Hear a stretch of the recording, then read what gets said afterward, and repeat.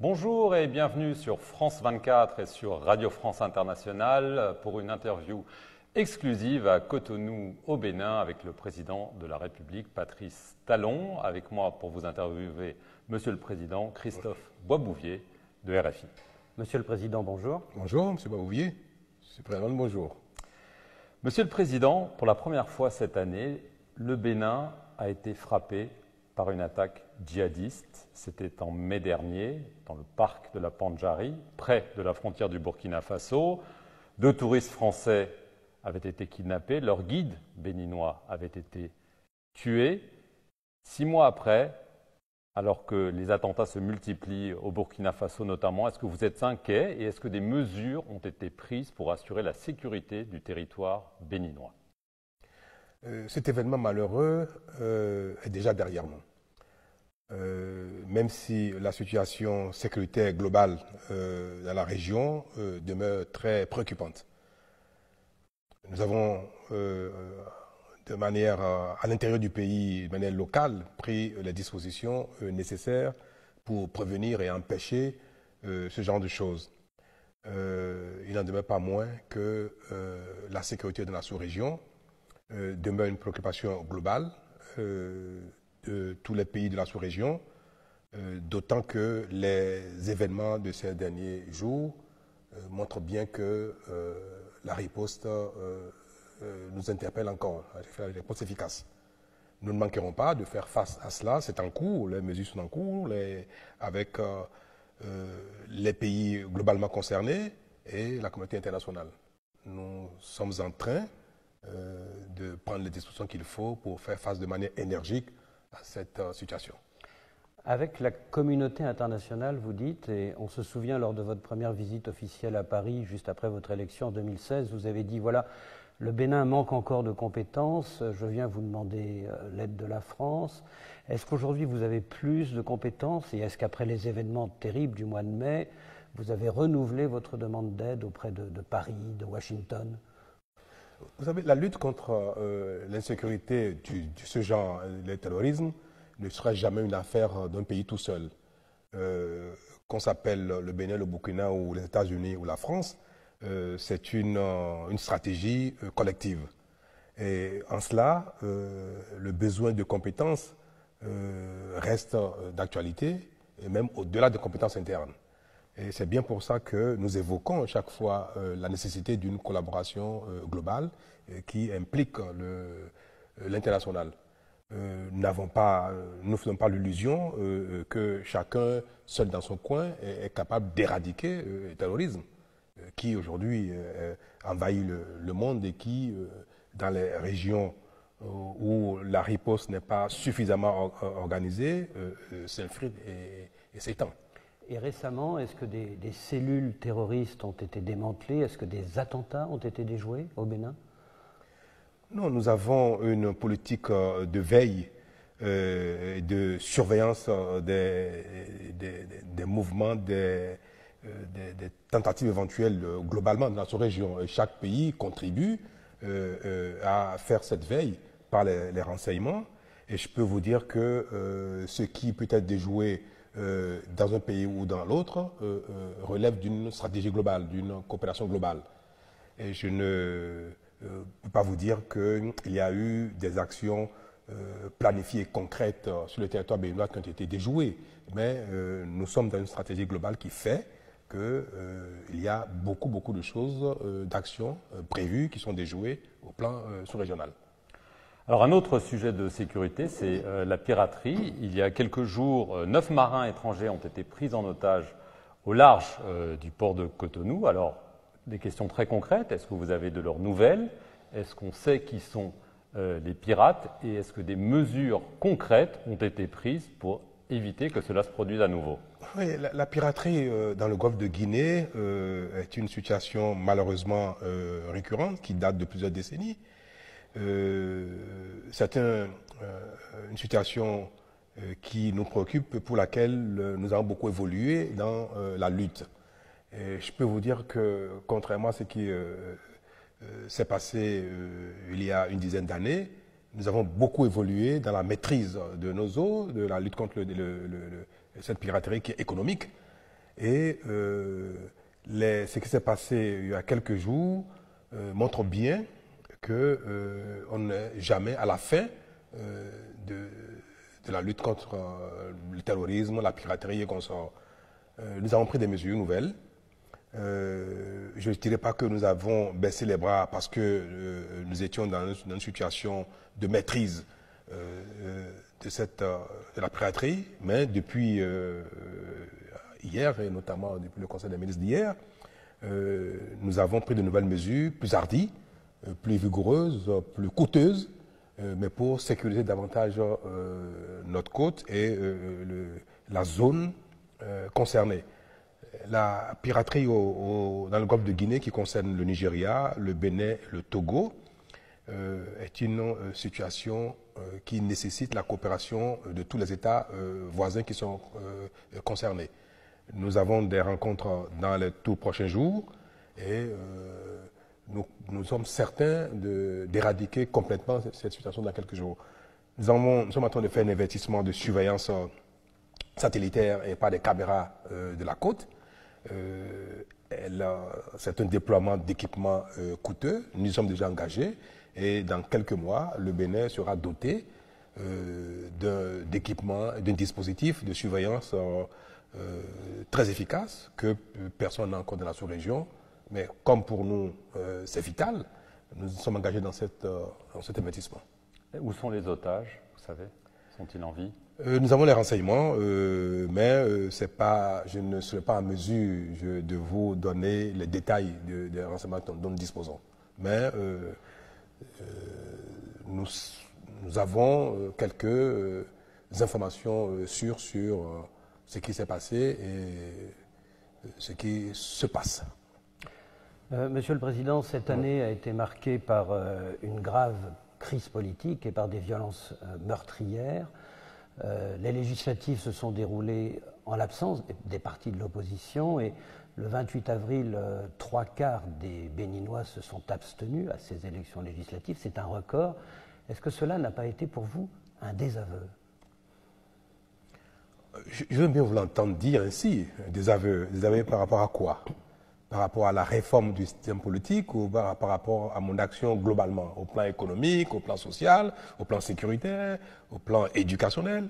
Alors, un désaveu, je ne pense pas, je ne fais pas cette lecture. Vous savez que j'étais encore en exil quand la précédente législature parlementaire, en son installation, a décidé de consacrer la législature à la réforme du système partisan. Nous sommes dans un pays où la vie politique, l'animation de la vie politique par les partis politiques est devenue une caricature, où plus de 200 partis politiques se partagent les sièges au Parlement, dans les mairies, et constituent l'interlocuteur du pouvoir exécutif.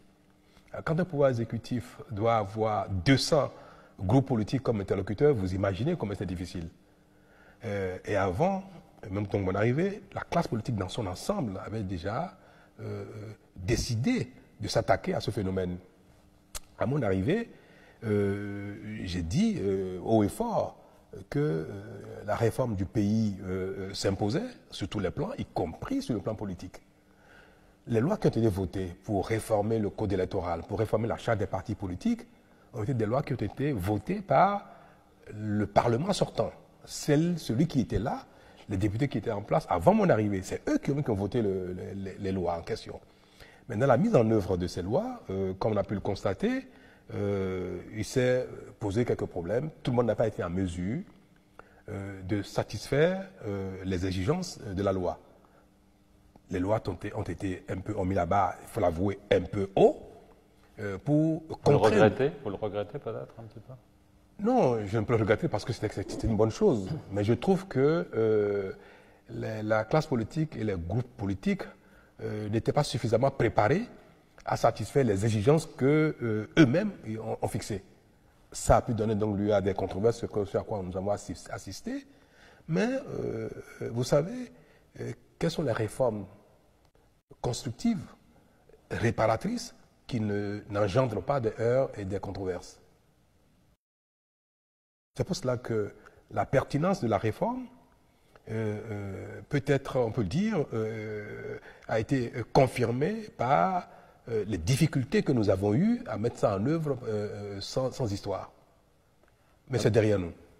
Alors, ce qui n'est quand même pas totalement derrière vous, vous avez parlé des heurts, il y a eu des violences meurtrières, très rares, presque sans précédent dans le pays. Votre ministre de l'Intérieur a admis que les forces de sécurité avaient utilisé des armes létales.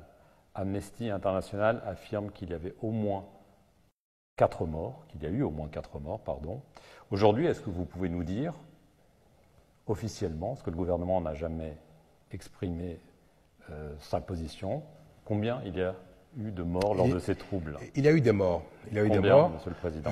Je peux vous l'affirmer. Nous avons déploré cela, autant que les dégâts sur les biens, les équipements, les individus. Et cette situation globale qui nous a fait tant de tort est la manifestation de ce que, au Bénin, ce genre, dire la vie politique, a un impact sérieux sur le comportement des Béninois. Et c'est ce qui a justifié, d'ailleurs, le dialogue politique que j'ai organisé tout récemment pour mesurer notre capacité à nous adapter aux réformes que nous voulons nous-mêmes et les planifier dans le temps, afin que ça ne gêne pas sur une chose. Vous savez, les nations, dans l'histoire des nations et des peuples, il y a ce genre d'événements qui ponctuent l'évolution sociopolitique. Même si elle peut être regrettable, on dit, comme on dit souvent, la controverse et la nécessité de réconciliation sont parfois favorables aux retrouvailles, et à l'occasion de ces retrouvailles, on aborde des sujets pour aller même au-delà de l'objet de la controverse. Mais je vous demandais juste une question factuelle, précise. Oui. Est-ce que vous pouvez nous dire combien il y a eu de morts lors de ces affrontements regrettables, comme vous le dites? Le procureur de la République et le ministère de l'Intérieur ont annoncé qu'il y a eu environ 4 morts. Ça, vous savez, la difficulté, c'est quoi? C'est qu'il y a des gens qu'on appelle des chasseurs qui ont été mobilisés à l'intérieur et à l'extérieur du pays par des acteurs politiques. Et des chasseurs qui ont tiré avec des armes sur les agents de sécurité, sur les militaires, sur les policiers et même sur les civils. Et parfois, la riposte de protection du bien public et de protection de soi a amené certains agents de sécurité à faire face au tir de ces chasseurs. Alors, les dégâts que ça a pu causer au plan humain, dans un cas ou dans l'autre, parfois pour dissimuler leur action, certains sont partis avec leurs blessés. Parce que quand vous tirez sur les forces de l'ordre et qu'ils ripostent, pour ne pas laisser des traces de qui vous êtes, les gens partent parfois avec leurs blessés. Non, nous avons, en estimant que les dégâts qui ont pu être causés ici et là, je confirme que le nombre de morts pourrait atteindre le chiffre de 4. C'est possible, ouais. Parmi ces 4 morts, Monsieur le Président, il y a un cas qui a ému beaucoup de Béninois, c'est celui de Prudence Amoussou. C'est une mère de famille, oui. 7 enfants. Selon Amnesty, elle a été tuée d'une balle tirée dans le dos, mais officiellement, elle est morte des suites d'une maladie. Est-ce qu'au-delà du non-lieu qui a été prononcé par un juge le 24 octobre dernier sur un certain nombre de cas, qu'est-ce que vous dites à la famille de Prudence Amoussou aujourd'hui, et est-ce qu'une enquête indépendante peut être mise en place? Monsieur Baboulier, ce n'est pas face à vous que j'ai adressé un message à la famille de cette dame. Vous savez, c'est une situation difficile pour nous, que les forces de l'ordre ont géré avec beaucoup de difficultés. Quand des groupuscules de gens mettent le feu à la ville, peu de gens circulent avec des cocktails Molotov, avec des armes. Vous voulez que l'armée et la police croisent les bras et les laissent faire? Alors, le contrôle de cette foule a pu, comme je viens de le dire, générer quelques dégâts du genre humain. Et cela, bien que ce soit regrettable, il n'est pas de ma responsabilité de dire que cet événement à lui seul, c'est-à-dire cette victime qui est certes émouvant, suffit pour cristalliser toute l'attention éternellement. Bien sûr, mais ne faut-il c'est pas, une victime. Ne faut-il pas une enquête indépendante sur ce cas particulier, par exemple? Mais les enquêtes ont eu lieu. Moi, j'ai reçu, le ministre de la Justice m'a rendu compte. La difficulté qu'il y a, c'est est-ce que ce n'est pas par bavure que c'est arrivé? Est-ce que la riposte n'a pas été mal adressée? Alors, il faut pouvoir identifier par qui cette riposte s'est faite, comment elle a été adressée pour que quelqu'un soit abattu. Est-ce que aussi ce ne provient pas des chasseurs qui également ont fait usage d'armes à feu?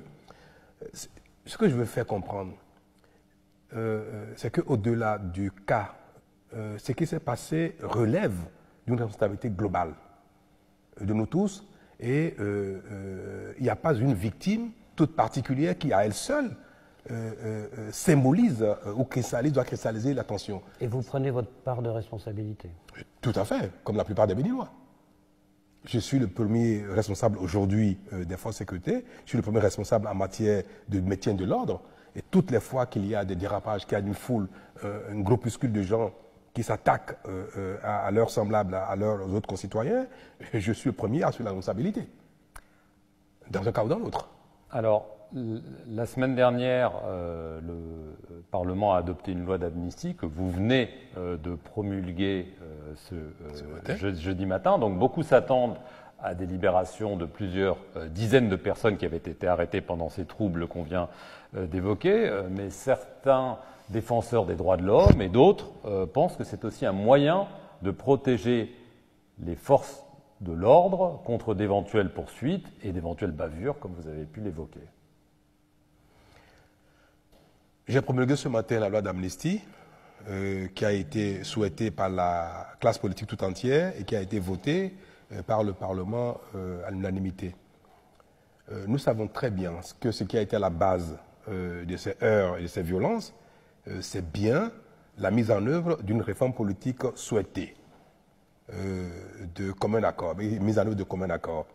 Et que, à l'occasion de la mise en œuvre, certains, n'ayant pas pu, ont voulu forcer le recul, l'annulation, la remise en cause de cette réforme. Si la classe politique reconnaît dans son ensemble qu'elle n'a pas été à la hauteur des réformes souhaitées, est-ce que la conséquence qu'il faut tirer, c'est que ceux qui, dans la manifestation, ont pu commettre des actes délictuels, est-ce que cela ne doit pas également être considéré comme étant, je vais utiliser un mot fort, globalement, étant des victimes de l'incapacité de la classe politique à conduire les réformes qu'elle a souhaitées. Donc je pense aujourd'hui que la classe politique dans son ensemble est plus responsable de ce qui s'est passé que ceux qui ont été manipulés.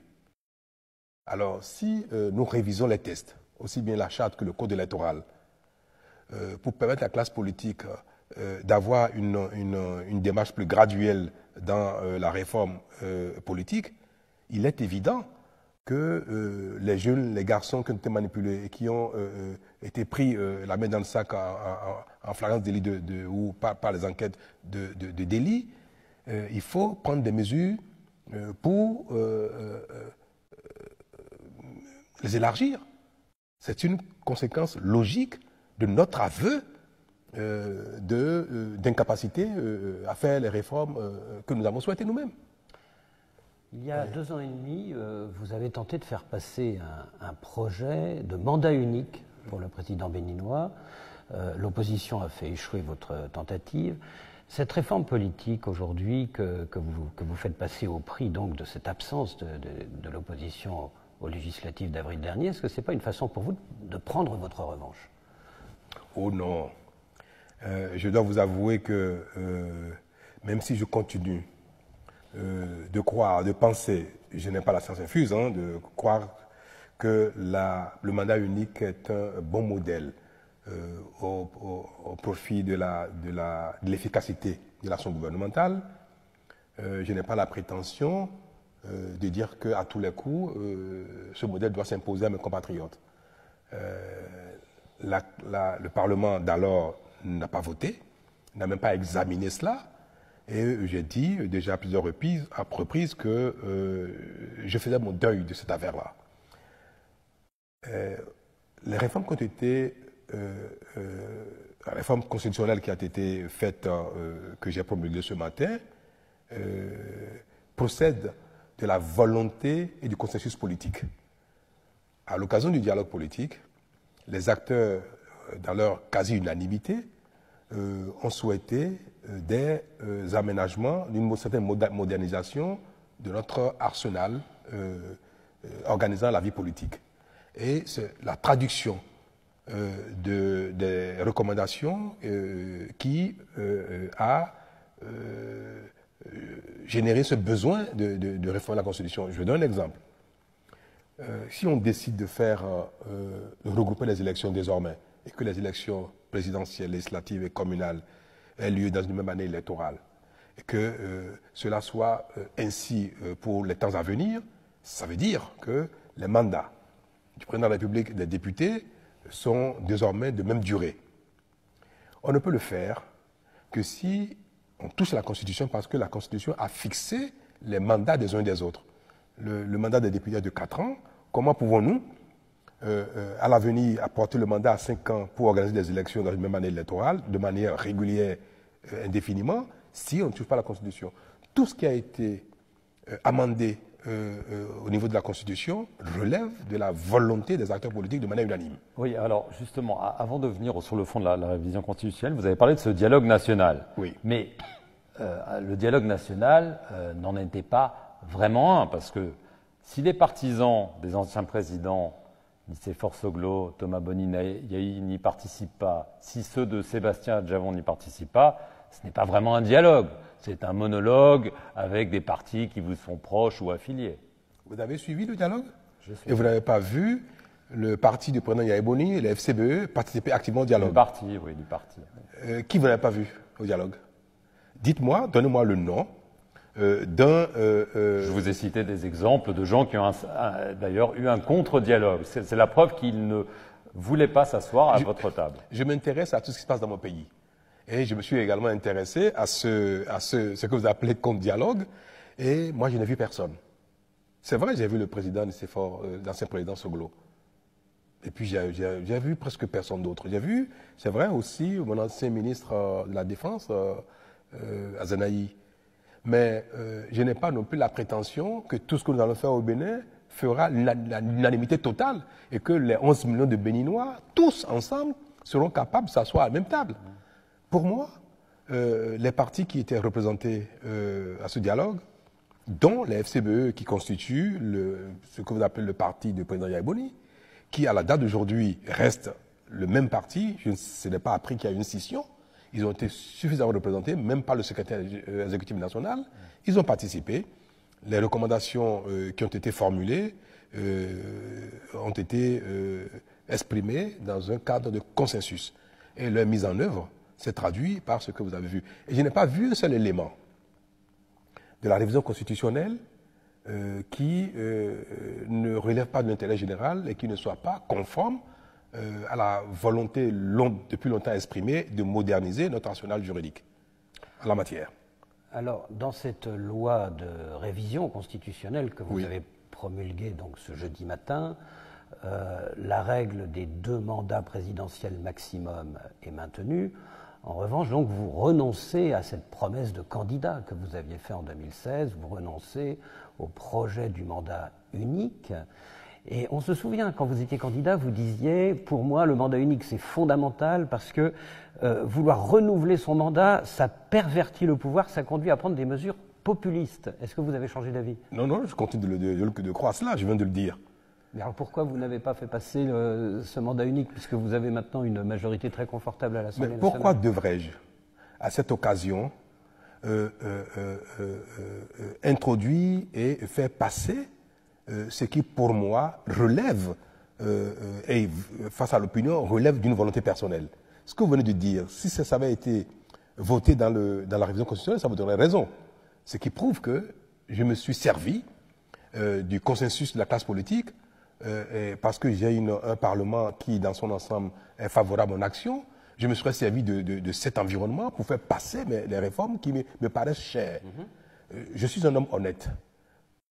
Et dans l'action politique, j'essaie de rester le plus possible dans la conformité de ce caractère que j'ai. Et bien que j'aurais été ravi de voir que mon pays, un jour, adopte ce modèle, mais il ne serait pas bien. Et je peux brouiller le message si ce qui me paraît cher et que les Béninois n'ont pas adopté, je profite de cette occasion pour le faire passer. Et ça vous aurait donné raison. Tout ce qui a été fait, tout ce qui a été apporté comme amendement relève exclusivement des recommandations des acteurs politiques. Alors, oui. Monsieur le Président, vous aviez dit, après l'échec de ce projet de mandat unique, que pour la prochaine élection, prévue en 2021, vous aviseriez. Oui. J'imagine que vous avez dû y réfléchir. Cette réforme constitutionnelle est passée. Donc la question évidente pour tout le monde, est-ce que vous allez donc vous représenter en 2021? J'ai dit que le mandat unique était, selon moi, le modèle le plus efficace permettant une gouvernance courageuse. Parce que les pays comme les nôtres, pays en voie de développement, ont besoin de réformes courageuses. Et qu'un gouvernant qui a les yeux rivés sur sa réélection manque de volonté, de courage pour faire des réformes impopulaires. Mais moi, je l'ai exprimé, j'ai exprimé ce modèle, cette crainte. Mais vous avez dû constater que les actions utiles, les réformes utiles, même impopulaires, que je ne porte pas de gants pour les conduire. Donc, ce que je voulais préconiser dans cette réforme, je n'ai pas attendu cette réforme pour agir ainsi. Je fais les réformes qui sont nécessaires et je ne suis pas constamment dans la recherche de l'approbation au quotidien, l'adulation au quotidien. Pas du tout. Ce qui veut dire que la notion de mandat unique que je voulais introduire dans notre arsenal pour conditionner positivement et de manière durable le comportement des acteurs, des gouvernants, cela, j'en ai déjà moi-même fait la mise en œuvre sans attendre cette réforme-là. Donc, être réélu éventuellement ou non, être candidat éventuellement ou non, ne conditionne pas mon action au quotidien. Mais peu importe alors que Patrice Talon soit candidat en 2021. Peu importe, c'est faux. Beaucoup importe, Monsieur le Président. Est-ce que pourquoi vous dites que c'est faux? Parce que tout le monde veut ça. Vous pourriez nous dire, en effet, le mandat unique, je me l'applique à moi-même, donc je ne me représente pas. Oui.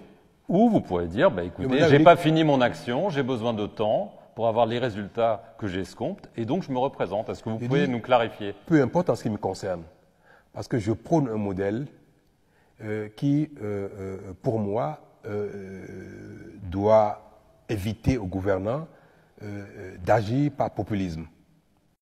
C'est ce que j'ai dit. Et je vous le fais comprendre, et vous avez dû l'observer, que mon action au quotidien n'est pas fonction d'un deuxième mandat ou non. Et je dis, à ce qui me concerne, peu importe la manière dont j'agis, la manière dont j'engage l'action gouvernementale, n'est pas liée à ma volonté ou non d'être à nouveau candidat ou d'être réélu. Et vous dites que c'est faux. Non, je dis qu'on aimerait bien savoir si vous allez, oui ou non, vous représenter. Vous pourriez nous dire, non, je pense que j'aurais fait suffisamment. Je vous ai donné les raisons de ce modèle. Et dit qu'en ce qui me concerne, cela importe peu puisque je n'ai pas attendu cette réforme pour agir positivement sans tenir compte de ce besoin que beaucoup de gouvernants ont d'être applaudis au quotidien pour éventuellement être réélus. Maintenant, je vais être un peu plus concret dans ce qui est...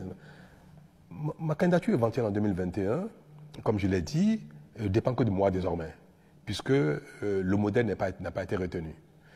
Et cette candidature éventuelle dépend de trois choses. Ça dépend de ma disponibilité personnelle, de mon état d'esprit.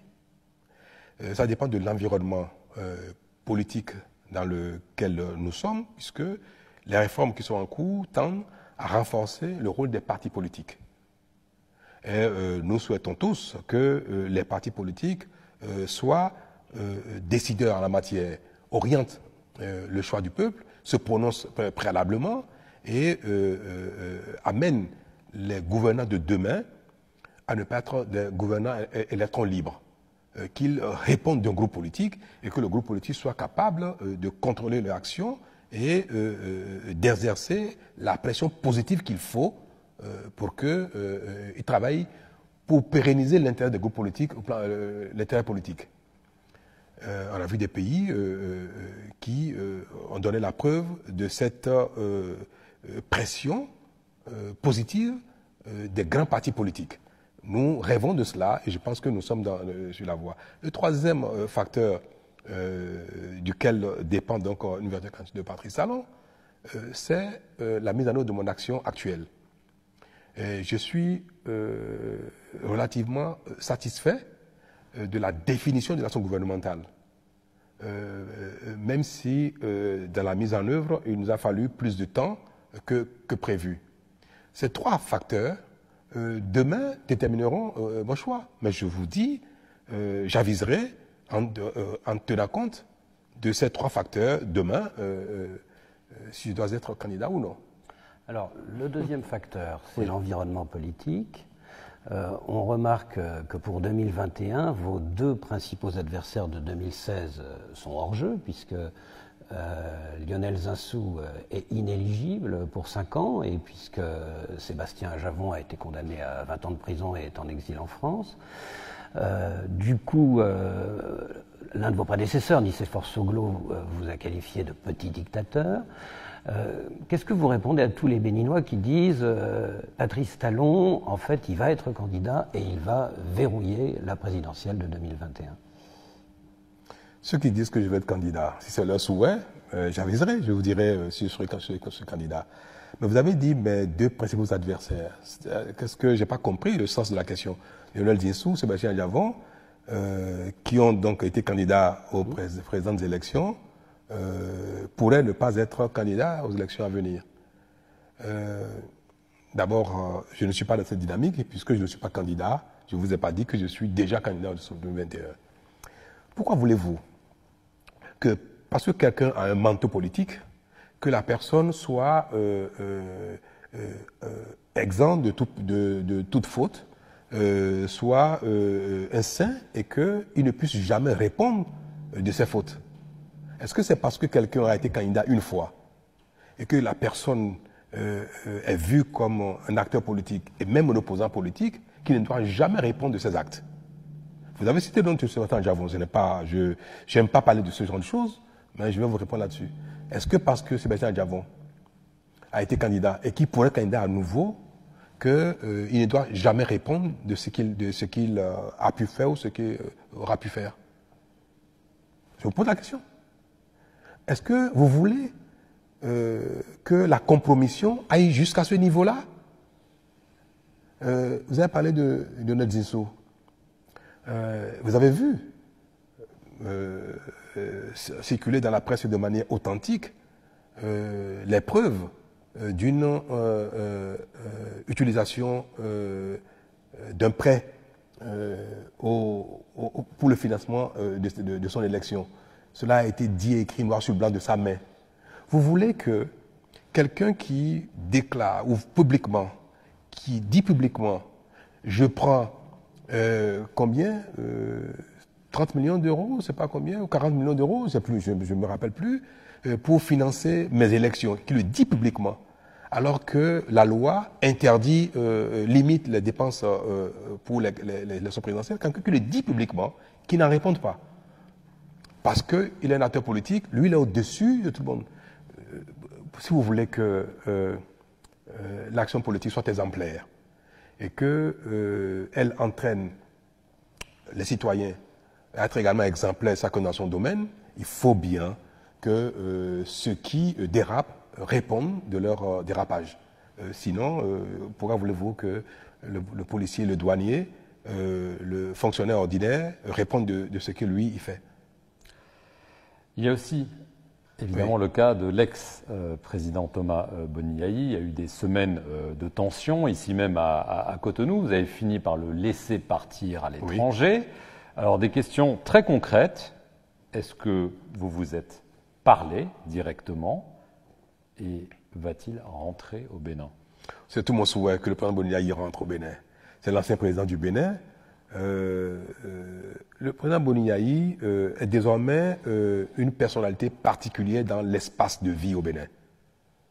Et nous avons au niveau de l'Union africaine, de la CEDEAO, et c'est également ma conviction, il est important que l'alternance politique soit une réalité en Afrique, que les présidents en exercice puissent facilement passer la main. Et c'est pour cela que quelqu'un qui a été président de la République et qui peut-être même confondu des choses répréhensibles doit faire l'objet d'un traitement particulier. C'est difficile à dire parce que je viens de vous dire tantôt que chacun doit répondre de ses faits et gestes, mais les nations africaines, les pays africains continuent de se construire. Je ne peux pas vous dire que la nation béninoise, nous avons fini de la construire, elle est une et complète, non. J'ai également dans mon rôle actuel la responsabilité de porter ma pierre à la construction de la nation béninoise. Et pour peu qu'un ancien président fasse l'objet de tracasseries fondées ou pas, une bonne partie de la nation, du peuple, peut mal le percevoir. Et c'est pour ça que j'ai beaucoup regretté l'implication du président Boni Bouyaï dans ce qui s'est passé, parce qu'il a été impliqué dans ce qui s'est passé. Je lui ai fait comprendre, je lui ai dit ouvertement, parce que moi j'ai un langage assez direct, je lui ai fait comprendre. Mais c'est désormais du passé. Mais malgré cela, mon souhait était qu'il rentre, et qu'il montre au peuple béninois que même s'il a désapprouvé la manière dont les élections se sont passées par la mise en œuvre des nouvelles lois, et que cela a pu amener de la violence dans ces consorts, nous sommes capables de tirer un trait sur cet événement difficile pour nous, et que chacun, dans la sagesse, continue de contribuer à un environnement de paix et de développement. Le président Boniaï a été 10 ans président de la République du Bénin, donc responsable de notre devenue, de notre destin commun, même s'il n'est plus dans la charge. La noblesse de la fonction doit continuer d'être pour lui un impératif. C'est pour ça que ce serait bien que le président Boniaï rentre, d'autant qu'aujourd'hui, plus personne ne doit craindre les suites de son action à cause de l'amnistie. Donc il n'a plus rien à craindre, même si il avait des inquiétudes quant à l'interpellation d'un juge sur ce qui a pu se passer. C'est fini. Le 20 août dernier, le Nigeria a fermé ses frontières terrestres avec tous ses voisins, et notamment avec vous, le Bénin. Alors, on connaît les raisons économiques, notamment la lutte contre la contrebande, mais on sait aussi l'investissement de l'ancien président Obasanjo en faveur du président Boniaï. Est-ce que ce n'est pas aussi à cause du traitement qui a été initialement infligé au président Boniaï que le Nigeria a pris cette mesure? Mon Dieu, ce que vous dites est très réducteur pour le grand Nigeria et pour le président Buhari, c'est très réducteur. Vous voyez les autorités nigérianes prennent une mesure aussi difficile qui porte préjudice quand même au départ, une mesure qui a des conséquences fortes sur l'économie des deux pays. Vous le voyez prendre une telle mesure juste parce que Yaï Boni aurait été, je sais pas, interpellé, ou bien Yahya Boni aurait agi de manière bien que la justice aurait souhaité écouter Yahya Boni, que juste pour ça. C'est pas l'une des raisons, je veux dire. Non, ce serait insultant pour le Nigeria et pour les autorités nigérianes de penser que c'est vrai que ce qui se passe au Bénin, au Niger, au Burkina, au Nigeria, interpelle globalement l'ensemble des responsables politiques des pays. Parce que nous œuvrons tous ensemble pour la concorde, pour la paix dans nos pays. Mais ce n'est pas pour autant qu'un pays voisin serait favorable à la pagaille dans son... les réformes qu'il y a eues ont été saluées par la communauté internationale, ont été saluées même par la CEDEAO, ont été saluées par les autorités nigérianes. Les autorités nigérianes ont désapprouvé les violences qu'il y a eues. Et le président Buhari a été très clair là-dessus. Monsieur le Président, quand je l'ai vu à l'époque, vous ne devez pas laisser faire cette situation de désordre et de violence. Il me l'a dit. Donc, je trouve ça assez curieux qu'on dise que parce que le président Boni a reçu une convocation d'un juge, et que cela a pu être une raison de fermeture des frontières du Bénin. Non. La situation du Bénin, des frontières terrestres entre le Nigeria, le Niger, le Bénin, est une situation difficile. Elle est préoccupante aussi bien pour nous, pour notre population, pour nos acteurs économiques, que même pour les autorités nigérianes. J'ai vu le président Buhari déjà plusieurs fois sur la question. Il est très embarrassé et il m'a dit qu'il attend les conclusions d'une étude qui est en cours pour régler un problème qui est devenu récurrent depuis plus de 2 décennies. Les administrations douanières béninoises et nigériennes et d'autres des pays qui entourent le Nigeria ne font pas le travail comme il faut, de sorte qu'il y a beaucoup de fraude au niveau des frontières terrestres. Et depuis 20 ans que les gouvernants des 2 pays, en tout cas pour ce qui concerne le Bénin, tiennent des réunions avec leurs homologues du Nigeria, cette question a toujours été évoquée. Donc, nous sommes ensemble en train de chercher des solutions techniques pour que le mauvais comportement des administrations de part et d'autre ne compromette pas la noblesse de la vie communautaire, les échanges, les circulations entre nos 2 pays. Ces mesures techniques, pour l'instant, ça ne suffit pas, puisque malgré vos rencontres nombreuses avec le président Buhari, pour l'instant, il n'y a pas de solution. La fermeture a été prorogée jusqu'au 31 janvier. Quelles mesures concrètes peuvent être prises pour mettre fin à la contrebande qui pénalise, c'est vrai, l'agriculture et l'industrie nigériane? Quelles mesures pouvez-vous prendre? Qui pénalise aussi l'économie béninoise. C'est vrai.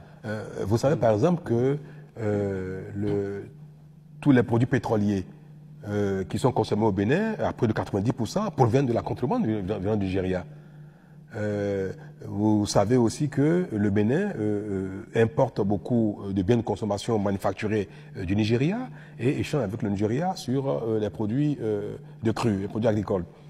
Et donc, nous avons une économie interdépendante, hein, et c'est tant mieux d'ailleurs. Et là, il y a un gros risque du coup. Non, il ne faut pas dramatiser non plus. Ce n'est pas parce que les frontières terrestres sont fermées qu'il n'y a pas catastrophe. J'invite chaque fois les uns les autres à prendre avec la mesure qu'il faut les conséquences d'une telle situation. Et des parts, ce n'est pas la catastrophe. Et je peux vous l'affirmer. Mais elle est préoccupante. Elle a des conséquences variées, diverses sur les économies des uns et des autres, mais peut-être davantage sur notre économie à nous parce que nous sommes de plus petite taille. C'est très bien. Le Bénin n'a pas la taille du Nigeria. Notre économie n'est pas aussi robuste que celle du Nigeria. Donc les conséquences sur nous sont plus visibles, sont peut-être plus importantes que sur l'économie nigériane. Mais les administrations sont en train de travailler pour enfin trouver les mesures techniques qu'il faut pour que cette solution radicale ne soit pas... D'abord, elle ne peut pas durer. Pourquoi? Parce que nous sommes 2 pays frères et quels que soient les problèmes techniques que nous reconnaissons tous, nous sommes tenus de trouver une solution pour ne pas mettre un mur entre les 2 peuples. Et ce n'est pas la volonté du président nigérian. Pas du tout. Et ce n'est pas non plus ma volonté et nous travaillons à cela. Donc vous espérez une solution bientôt? Il y aura une solution très bientôt. qui va satisfaire les exigences de libre-échange entre les deux pays. Alors, je vais en venir rapidement pour conclure à une question plus économique. Vous êtes depuis longtemps un défenseur du franc CFA. Le gouvernement se dit prêt à une réforme ambitieuse de la zone franc. Quel gouvernement? Le gouvernement français. Ah, il faut le dire. Le gouvernement français, pardon, Oui. si je ne l'ai pas dit, c'est mon erreur. Oui. Par la voix de son ministre de l'économie, Bruno Le Maire. Oui. Alors une question concrète, est-ce que vous seriez favorable à un transfert des réserves monétaires de la Banque centrale des États d'Afrique de l'Ouest dans un autre pays que la France? C'est une des mesures qui est réclamée. Les pays de l'UMOA et la France, puisque la France est notre partenaire en matière monétaire, puisque, comme vous le savez, elle assure la convertibilité illimitée du franc CFA dans le monde, et notamment à travers l'euro, l'Union européenne. Cette réforme qui veut qu'il n'y ait plus de compte d'opération et que la Banque centrale des États de l'Afrique de l'Ouest de l'UMOA ne garde plus une partie de ses réserves de change auprès du Trésor français. Cette réforme est souhaitée de tous, y compris par le gouvernement français actuel, y compris par le président Macron. Nous sommes tous d'accord là-dessus, à l'unanimité, pour mettre fin à ce modèle qui, en fait, techniquement, n'était pas un problème. Vous savez, une monnaie a deux faces, hein, a deux valeurs. Il y a la valeur technique et la valeur psychologique. Cet état de choses est devenu un problème pour le CFA, mais un problème psychologique, pas un problème technique. Les réserves de change, qui sont pour une partie logées auprès du Trésor français, pour assurer la garantie de convertibilité, ces réserves de change, cet argent en devise, n'est pas de l'argent qui doit être utilisé par les pays de l'UMOA comme de l'argent leur appartenant. Cet argent n'appartient pas aux pays, à chacun des pays, ni au pays globalement, ça appartient à la Banque centrale. Je vais vous expliquer. Les réserves de change qui sont disponibles, leurs soldes, ont déjà leur contrepartie dans l'économie locale, dans les pays concernés. Ce n'est pas de l'argent qui a une contrepartie qui est encore dans les pays concernés. Donc, ce n'est pas, comme peuvent croire certains, ce n'est pas de l'argent qu'on peut transférer dans les pays. Ces réserves de change permettent à la Banque centrale commune de gérer cette transaction d'importation et d'importation pour solder les comptes de devises avec les diverses banques centrales. Donc si c'était une partie, ce n'est pas toute la réserve de change de la Banque centrale qui était domiciliée en France, auprès du Trésor français. Si demain, nous mettons en œuvre, et ça va se faire très, très rapidement, nous mettons en œuvre cette mesure, les réserves de change seront gérées dans les diverses banques centrales, américaines, chinoises, japonaises, canadiennes et autres, et européennes. Donc, la Banque centrale des pays d'Afrique de l'UMOA va gérer la totalité de ces réserves de devises, va les répartir auprès de des diverses banques centrales partenaires dans le monde. Cela n'apporte pas quelque chose de fondamental à la Banque centrale des pays d'Afrique de l'Ouest, plus que la situation actuelle. Il faut oser l'avouer. Vous savez que actuellement, la France rémunère le compte de la BCEAO à 0,7 points. Nos réserves de devises auprès des autres banques centrales n'est pas rémunérées. Au contraire, nous payons quelque chose pour la gestion. Donc, techniquement, ces soldes, cette partie qui est auprès du Trésor français, qui est rémunérée, contrairement à nos réserves qui sont dans les autres banques centrales, le fait de supprimer cela, que la Banque centrale répartisse ses réserves un peu partout, n'apporte rien, techniquement, de plus que la situation actuelle. Il faut oser le dire. Mais, psychologiquement, par rapport à la vision de souveraineté et de gestion de sa monnaie, il n'est pas bien que ce modèle continue. parce que c'est également quand même la vision du monde par rapport à une monnaie à un pays est un élément important de la valeur de la monnaie. Ce changement de domicile des réserves de change de la Banque centrale, c'est pour quand? C'est pour avant le sommet Afrique-France du mois de mai prochain? Non, je n'ai pas à vous donner la date, mais je peux vous dire que c'est déjà acté, c'est déjà la volonté de tout le monde, ça va se faire. Et d'ailleurs, la France va aussi se retirer des structures de gouvernance de la monnaie. Quoique, moi je vais vous dire une chose, la présence des Français, de Canadiens, d'Américains dans nos structures de gouvernance en tant qu'observateurs pour s'assurer que les pays de l'UEMOA ont une gestion de leur monnaie, une gestion efficace, transparente et digne de confiance, est quelque chose moi, qui ne me gêne pas. En Angleterre, c'est bien un Canadien qui gère la Banque centrale.